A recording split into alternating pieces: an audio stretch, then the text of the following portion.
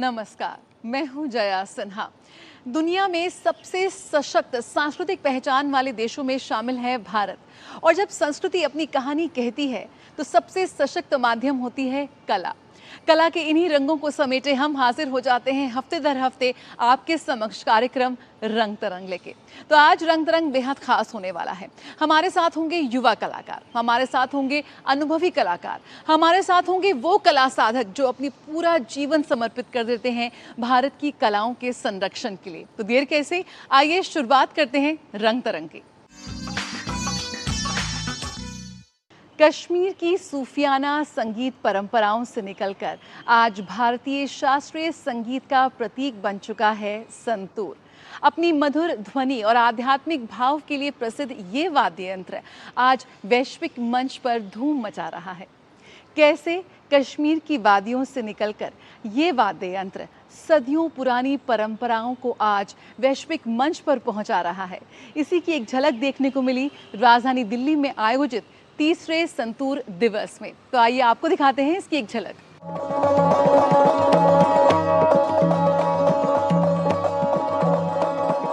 वाद्य यंत्र संतूर आज भारत की सीमाओं को पार कर दुनिया भर के संगीत प्रेमियों तक पहुंचा है।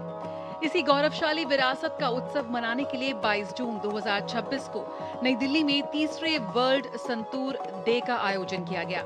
सामापा यानी Supori academy of music and performing arts द्वारा आयोजित ये कार्यक्रम संतूर की परंपरा, उसके इतिहास और उसकी निरंतर विकसित होती यात्रा को समर्पित रहा।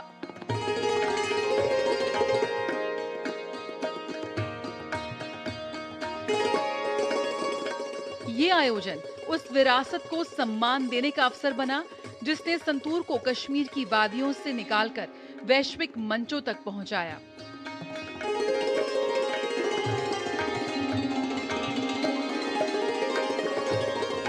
वर्ल्ड संतूर डे का ये विशेष आयोजन संतूर सम्राट स्वर्गीय पंडित भजन सुपोरी की जयंती के अवसर पर आयोजित किया गया। पंडित भजन सुपोरी ने अपना संपूर्ण जीवन संतूर, कश्मीर की सूफियाना संगीत परंपरा और भारतीय शास्त्रीय संगीत के प्रचार प्रसार को समर्पित किया। उनकी कला और दृष्टि ने संतूर को नई पहचान दिलाई। इस अवसर पर पंडित अभय रुस्तुम सुपोरी ने कहा कि वर्ल्ड संतूर डे केवल एक संगीत समारोह नहीं बल्कि भारत की सांस्कृतिक विरासत का उत्सव है।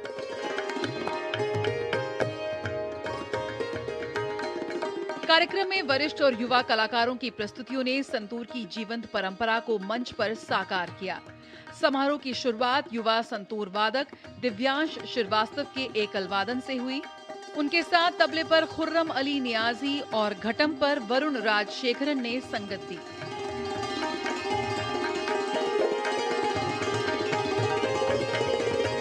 वर्ल्ड संतूर डे अब केवल भारत तक सीमित नहीं रहा बल्कि एक वैश्विक सांस्कृतिक अभियान का रूप ले चुका है। इस वर्ष दिल्ली के अलावा अर्जेंटीना, चीन, अमेरिका, जर्मनी और भारत के विभिन्न हिस्सों में भी विशेष कार्यक्रम और सत्र आयोजित किए गए। कार्यक्रम के दौरान प्रोफेसर अर्पणा सुपोरी ने कहा कि वरिष्ठ उस्तादों और युवा कलाकारों की संयुक्त भागीदारी संतूर की निरंतरता और विकास का सबसे बड़ा प्रमाण है।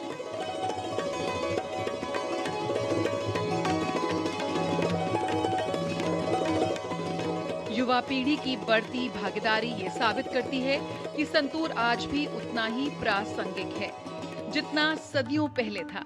वर्ल्ड संतूर डे इसी जीवित विरासत का उत्सव है जो आने वाली पीढ़ियों को संस्कृति, संगीत और मानवीय मूल्यों से जोड़ता रहेगा।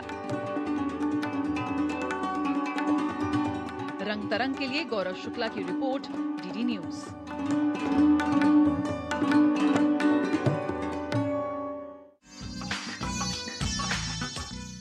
रंग तरंग में अब नमन करते हैं उस कलाकार को जिसने हमारे देश के एक सुदूरवर्ती गांव से निकलकर विश्व के कोने कोने तक भारतीय संस्कृति को पहुंचाया। ना सिर्फ खुद को एक बेहद खूबसूरत कलाकार के रूप में स्थापित किया बल्कि भारत की सांस्कृतिक विरासत को भी एक नया आयाम दिया। मात्र 13 वर्ष की उम्र में गायिका तीजन बाई ने पहली बार मंच पर प्रस्तुति दी और उसके बाद से जो सिलसिला शुरू हुआ वो आज तक जारी है। उन्होंने पुरुष के आधिपत्य को तोड़ा, हर उस चुनौती को तोड़ा जिसने उनकी कलाकारी पर सवाल उठाए। जिसने उनकी प्रतिभा को झकझोरा। कला के क्षेत्र में योगदान के लिए तीजन बाई को पद्म विभूषण से सम्मानित किया गया। आज वो हमारे बीच नहीं है, लेकिन सफलता की इबारत जो उन्होंने लिखी, मेहनत की, संघर्ष की कहानी जो उन्होंने कही, आज भी हम सभी को प्रेरित कर रही है। राजा क्रोधन कर्मधानी लेता ना देवे कर। अच्छा, आपने बोले थे ना कल के लड़ाई में मैं बालधारी अर्जुन ने मार कर विजय प्राप्त करा तो। हाँ भाई, वाह वाह करण वाह। जैसे भीष्म पितामह 10 दिन की लड़ाई करने के बाद हाँ पांचों भाई पांडवों ने खरोच आने नहीं दिया। हाँ भाई, 5 दिन की लड़ाई गुरु द्रोणा भी किया। हाँ आपके वर्षा मुर्दा के ढेर रक्त के नदी बहाए, हाँ पर पांचों भाई पांडवों ने हाथ नहीं लगाए। हाँ जी, हे दानवीर, हाँ आप भी एक दिन की लड़ाई पार कर दिए हो। होगा। मुझे पता नहीं कि ये पांडवों ने मार कर मुझे राज मिलेगा कि नहीं।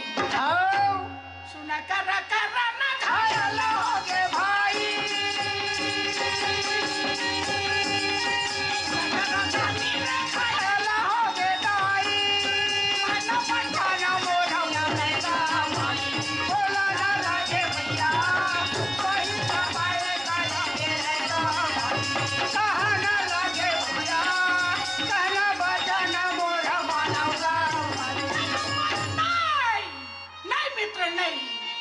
निर्दोषी हूँ, मुझे दोषी न ठहराइए। भले मेरा प्राण चले जाए तो चले जाए, पर वचन जाने नहीं दूंगा। हाँ भाई, गुस्सा के मारे कर्णदानी हाँ सेना के ओर जा बढ़े। हाँ, और बोले सुनो, घोड़ा वाले घोड़ा, गजेंद्र वाले गजेंद्र, पैदल वाले पैदल, रथ वाले रथ तैयारी करो। आगे आगे रथ मेरे चले, मेरे पीछे सारी सेना जी। आइए अब आपको ले चलते हैं बच्चों की कल्पनाओं की जादुई दुनिया में। बच्चों की कल्पनाओं को सुरों में, रेखाओं में और रंगों में ढालने वाला उत्सव नटखट उत्सव सिर्फ एक प्रदर्शनी नहीं, बल्कि बच्चों की कल्पनाओं और सृजनशीलता का उत्सव था। साहित्य कला परिषद द्वारा आयोजित इस उत्सव में बच्चों की कार्यशालाओं का आयोजन किया गया, बच्चों द्वारा बनाई गई कलाकृतियों को प्रदर्शित किया गया और यकीनन ये एक बेहद खास मौका था जब बच्चों ने खुलकर अपनी कला को, अपनी प्रतिभा को अभिव्यक्त किया। आइए आपको दिखाते हैं नटखट उत्सव की कुछ खास झलकियां। जटाटवीगलज्जल प्रवाह पावितस्थले गलेवलं व्यलम्बितां भुजङ्गतुङ्गमालिकां डमड्डमड्डमड्डमन्निनादवड्डमर्वयं चकार चण्डताण्डवं तनोतु नः शिवः शिवम्। बचपन, कल्पनाओं का वो रंगीन संसार जहाँ हर रंग एक सपना है, हर रेखा एक कहानी और हर मुस्कान भविष्य की नई उम्मीद। इन्हीं सपनों को साकार करने का एक सुंदर प्रयास था नटखट उत्सव, जिसका आयोजन साहित्य कला परिषद द्वारा शिक्षा निदेशालय, राष्ट्रीय राजधानी क्षेत्र दिल्ली सरकार के सहयोग से किया गया। आपके सम्मान में एक कविता सुनाना चाहता हूँ। सारा देश को एक सहारा मिलकर। इस उत्सव में बाल कार्यशालाओं के दौरान बच्चों द्वारा तैयार की गई आकर्षक कलाकृतियों की प्रदर्शनी के साथ साथ संगीत और नृत्य की मनमोहक प्रस्तुतियां भी दर्शकों को देखने को मिल रही हैं।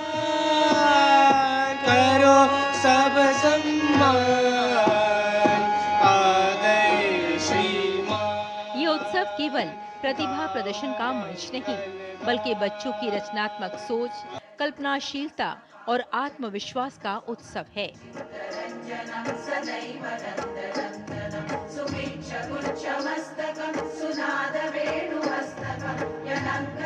इस प्रदर्शनी में नन्हे कलाकारों ने अपने रंगों और कल्पना से ऐसे चित्र रचे जो समाज, प्रकृति, संस्कृति और अपने सपनों की दुनिया को बेहद सहज और प्रभावशाली ढंग से सामने रखते हैं।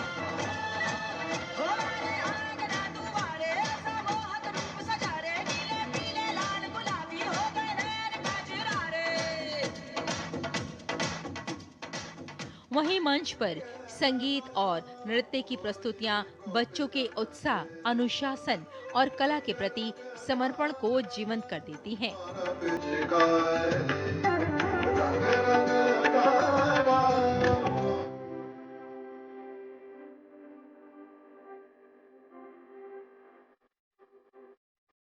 नई दिल्ली के आईफैक्स की गैलरी में आयोजित ये प्रदर्शनी बेहद मनमोहक थी और कला प्रेमियों ने बच्चों की प्रतिभा की भरपूर सराहना की। नटखट उत्सव हमें ये संदेश देता है कि यदि बच्चों की कल्पनाओं को सही मंच और उचित मार्गदर्शन मिले, तो वे अपनी रचनात्मकता से समाज को नई दिशा दे सकते हैं।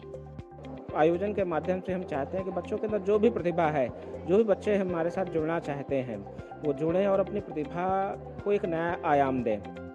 ऐसे आयोजन न केवल बच्चों की प्रतिभा को पहचान दिलाते हैं, बल्कि उन्हें आत्मविश्वास के साथ आगे बढ़ने की प्रेरणा भी देते हैं। हमने यहाँ के हमने ड्राइंग में बहुत सारे आर्ट फॉर्म्स सीखे, जैसे कल्चर के बारे में मार्क्स बनाए, ग्लिटर शीट से मॉन्यूमेंट्स बनाए, बहुत सारे अलग अलग टाइप्स के वो आर्ट फॉर्म्स सीखे। और जैसे कि आप देख सकते हैं, ये स्पिरिचुअलिज्म, ट्रेडिशनल और कल्चरल, हमारा जो कल्चर है उस पर बेस्ड है। नटखट उत्सव की सबसे बड़ी सफलता यही थी कि बच्चों की सृजनशीलता को सम्मान मिला, उनके विश्वास को आगे बढ़ाया गया, ताकि ये छोटे छोटे कदम आगे चलकर बड़े कलाकारों, संगीतकारों और रचनाकारों की पहचान बन सकें।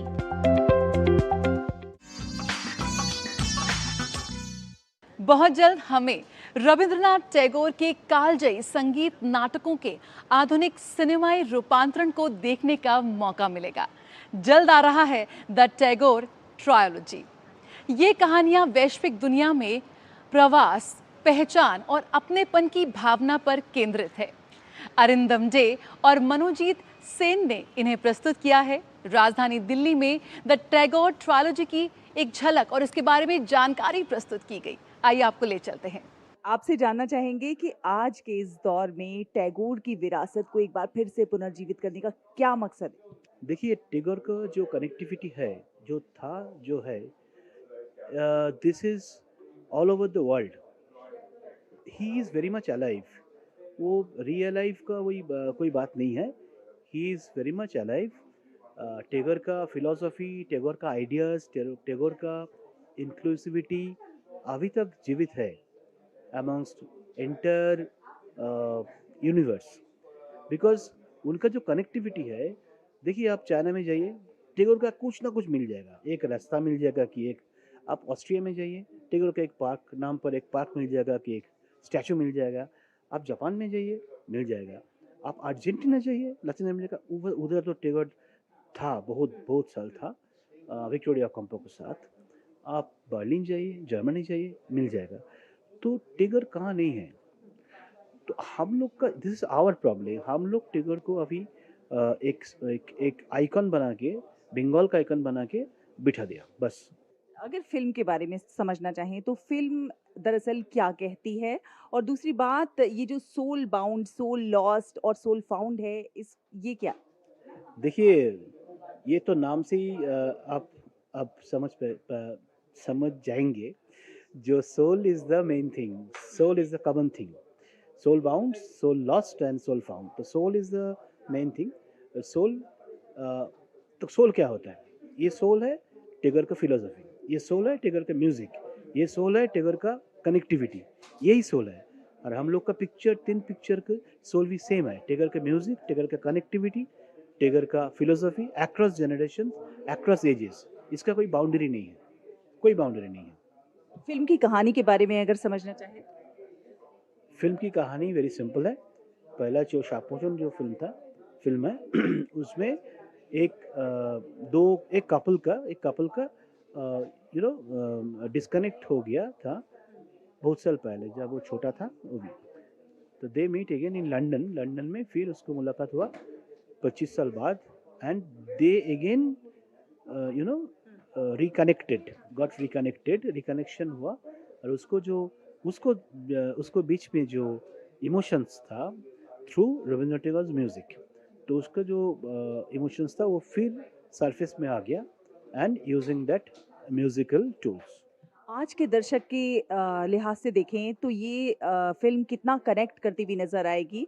आज का दर्शक चूँकि बहुत फास्ट है, हर चीज़ टेक्निकलिटीज़ के लिहाज से देखा जाए, तमाम लिहाज से देखा जाए, तो आज के दर्शक को कैसे, युवा को कैसे कनेक्ट करेंगे? को जो दर्शक है, यंगस्टर्स है, वो तो हम लोग का बफी किया है, उसका कोई डिफरेंस एज सच नहीं है फिलोसफी में। Their kind of expression, their type of expression में भी डिफरेंट, बट वो बेसिक वैल्यूज तो सेम ही है, उसमें तो कोई ऐसा ज़्यादा चेंज नहीं हुआ, वो तो सेम ही है। And that is exactly the point why we are making the Tagore trilogy. ये फिल्म कब तक दर्शकों के बीच उपलब्ध होगी? फर्स्ट फिल्म रिलीज डेट है 27 का 9th मई, जो टैगोर्स का बर्थडे है। 9th मई टैगोर का बर्थडे है 27 की, ये फर्स्ट फिल्म रिलीज डेट है। और शूटिंग नवंबर से चालू होगा, स्टार्ट होगा। ये 3 फिल्मों को क्लब करके एक फिल्म बनाएगी? नहीं, 3 अलग फिल्म होगा, 3 अलग फिल्म। ट्रिलॉजी। आपस में कैसे कनेक्ट होती है? वो migration, the theme same, theme is migration and the soul, वो soul and the migration is the same thing. वही कनेक्टिंग फैक्टर है, वही कनेक्ट करेंगे। हमारे साथ फिल्म द टैगोर ट्रिलॉजी के प्रोड्यूसर मनोजीत सेन जी मौजूद हैं। बहुत बहुत स्वागत एंड बहुत बहुत शुभकामनाएं सर आपको आपकी फिल्म के लिए। बहुत धन्यवाद। सर, आपसे जानना चाहेंगे कि थोड़ा सा फिल्म की स्टोरी लाइन क्या है, हमारे दर्शकों को बताएं। ये स्टोरी लाइन अभी बता दे तो आप लोग देखने आएंगे नहीं, तो इसी कारण से मैं यही कह सकता हूँ कि ये जो 3 स्टोरीज़ हैं ये माइग्रेशन के थीम के ऊपर ही बनेगी। पहली स्टोरी जो है उसमें आप देख पाएंगे कि एक छोटे समय के बचपन के दोस्त बिछड़ जाते हैं बिकॉज़ एक फैमिली माइग्रेट होके यूके चले जाते हैं इंडिया से, लेकिन फिर जाके उनका वो मिल जाते हैं वापस, क्योंकि दोनों में म्यूज़िक की इतनी शिक्षा भी है और म्यूज़िक के लव उनको वापस इकट्ठा लाते हैं। क्या ये फिल्म टैगोर की जो सोच है उसको भी उजागर करती नजर आएगी? बिल्कुल, टैगोर के फ़िलॉसफी और उनके सोच के ही इंस्पिरेशन लेके हम ये काम को आगे कर रहे हैं और उसी को दर्शाने की कोशिश है ये फिल्म सर दर्शकों तक कब तक पहुंचेगी और इस फिल्म की कहाँ पर इसकी शूटिंग होगी, क्या कुछ थोड़ा सा अगर बता सकें? ज़रूर। ये फिल्म्स की शूटिंग यूके में होनी है, लगभग 80% यूके में ही होगी, लेकिन इंडिया में भी कुछ होगा और अगले मई तक पहली फ़िल्म रिलीज़ होने की उम्मीद है। तो तब ज़रूर चाहते हैं कि लोग आके हॉल में भी देखें और उसके बाद OTT रिलीज़ेस भी होने की प्लान है। किन किन भाषाओं में रिलीज़ होगी और साथ साथ कौन कौन से OTT प्लेटफॉर्म पर ये उपलब्ध होगी? ये इंग्लिश में बन रही है, लेकिन ये बाकी बहुत सारे लैंग्वेजेस में डब्ड होके दिखाया जाएगा अलग अलग रीजन्सों में।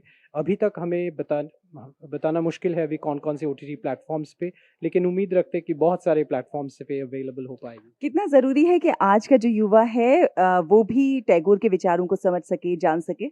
ये बहुत ही इम्पोर्टेंट क्वेश्चन है, इसीलिए हम ये काम कर भी रहे हैं, क्योंकि टैगोर के जो फ़िलॉसफी है, जो सोच है, वो आज के लिए बहुत मायने रखते हैं और बहुत सॉल्यूशंस मिलता है लाइफ में, जिन समस्याओं से हम जूझ रहे हैं। तो हम चाहते हैं कि ये इंस्पिरेशन लेके आज के युवा लोग, आज के young people, they find new meaning and new inspiration ये टैगोर के काम से। Thank you so much sir, DT news से बात करने के लिए। और आइए बीते हफ्ते कला और सांस्कृतिक जगत में क्या खास आयोजन रहे, उन पर डालते हैं नजर।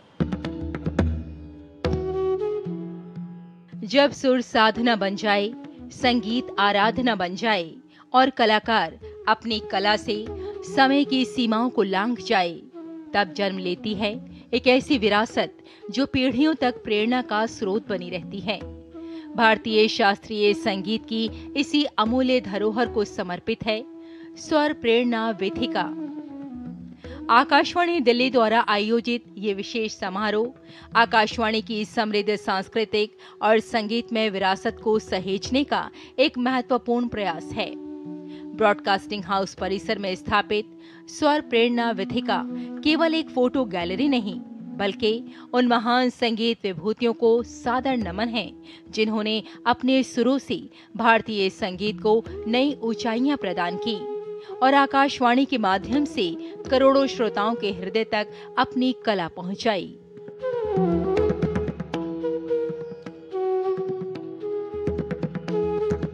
इस समारोह में संगीत, संस्कृति और परंपरा का सुंदर संगम देखने को मिला। वर्षों से कला और संस्कृति के संरक्षण में अपनी भूमिका निभाने वाली आकाशवाणी ने इस अवसर पर अपने स्वर्णिम इतिहास के उन अनमोल पलों को भी याद किया जो देश की सांस्कृतिक चेतना का अभिन्न हिस्सा हैं।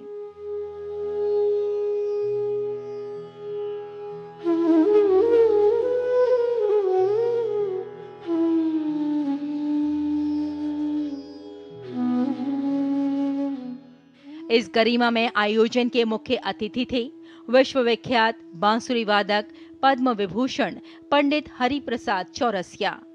उनकी उपस्थिति ने इस अवसर को विशेष गरिमा प्रदान की।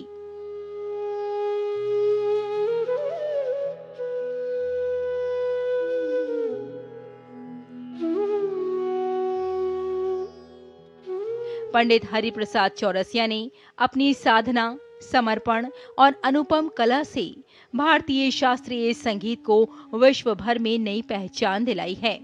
उनकी बांसुरी की मधुर तान आज भी संगीत प्रेमियों के हृदय में उसी आत्मीयता के साथ गूंज रही है। आकाशवाणी ही एक ऐसी संस्था है जो संगीत, शास्त्रीय संगीत को जीवित रखी है और रखेगी। ये मेरा मुझे पूरी तरह मैं सहमत हूँ और मैं सर्टेन हूँ इसके बारे में।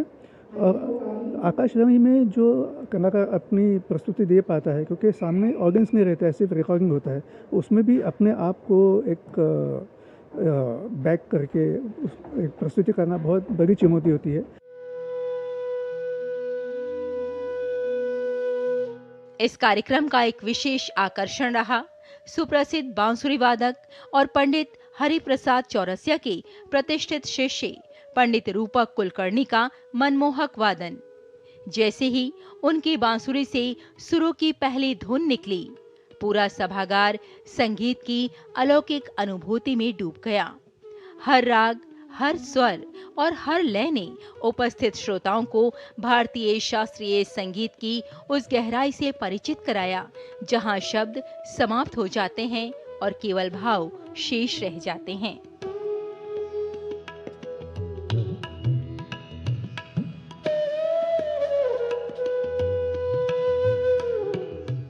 स्वर प्रेरणा विथिका में प्रदर्शित महान कलाकारों के चित्र केवल उनके व्यक्तित्व का परिचय नहीं देते, बल्कि उनकी साधना, संघर्ष और संगीत के प्रति समर्पण की प्रेरक कहानी भी कहते हैं। ये विथिका आने वाली पीढ़ियों को संदेश देती है कि कला तभी अमर होती है जब उसके पीछे वर्षों का अभ्यास, अनुशासन और निस्वार्थ समर्पण हो।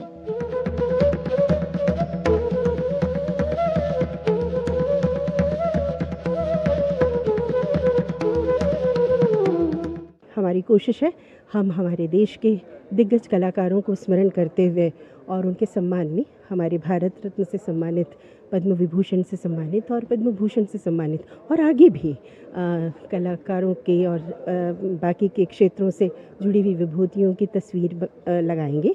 फोटो गैलरी जैसा एक करने का हमारा उद्देश्य है और ये उसका पहला चरण है। लोगों के अंदर बड़े पैमाने पर जो है अवेयरनेस आए, क्योंकि आकाशवाणी केवल एक क्षेत्र तक सीमित नहीं है, संगीत है, साहित्य है और स्वास्थ्य भी है। तो उसको ध्यान में रखते हुए हमने एक वॉकाथन, मैराथन का भी आयोजन किया था, जिसमें बहुत बड़ी संख्या में लोगों ने भाग लिया था और बहुत ही एंजॉय किया था।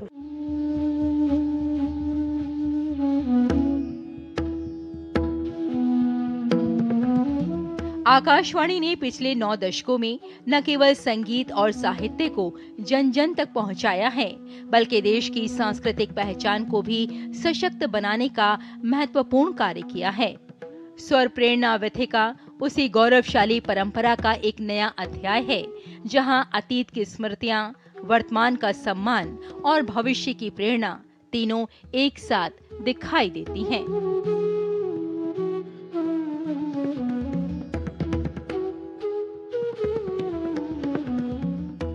ये आयोजन केवल एक कार्यक्रम नहीं था, बल्कि आकाशवाणी की उस समृद्ध सांस्कृतिक और संगीतमय परंपरा का उत्सव था, जिसने 9 दशकों से देश की कला, संस्कृति और संगीत को जन जन तक पहुंचाने का महत्वपूर्ण कार्य किया है।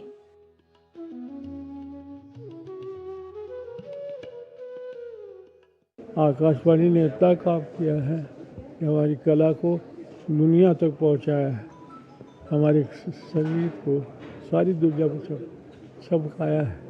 और भगवान करे ये प्रथा जो है तो चलती रहे और हमारे कला को दुनिया के लोग पूजा करते रहे। आकाशवाणी के साथ में जुड़े रहे हैं, जो आज संगीत की दुनिया में बड़े बड़े नाम हैं, कलाकार हैं, वो किसी न किसी समय आकाशवाणी से जुड़े रहे हैं। और आज का जो हमारा जो कार्यक्रम है, ये उन्हीं कलाकारों को सेलिब्रेट करने का कार्यक्रम है। सुरों की ये विरासत यूं ही पीढ़ी दर पीढ़ी गूंजती रहेगी। संगीत की ये साधना मानवता को हमेशा जोड़ती रहेगी।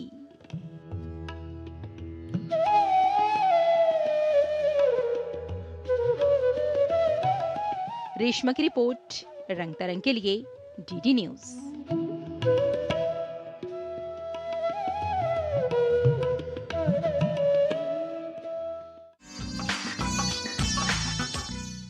हर धुन, हर रंग, हर कदम, हर ताल के जरिए पीढ़ियां सांस लेती है। यही तो है भारत की सांस्कृतिक विरासत का करिश्मा। रंग तरंग के आज के इस अंक में इतना ही। कोशिश कीजिए कि कला के किसी न किसी रूप से खुद को जोड़े रखें, क्योंकि यही तो आपकी मुलाकात कराती है खुद से। फिलहाल मुझे और मेरी पूरी टीम को दीजिए इजाजत। नमस्कार।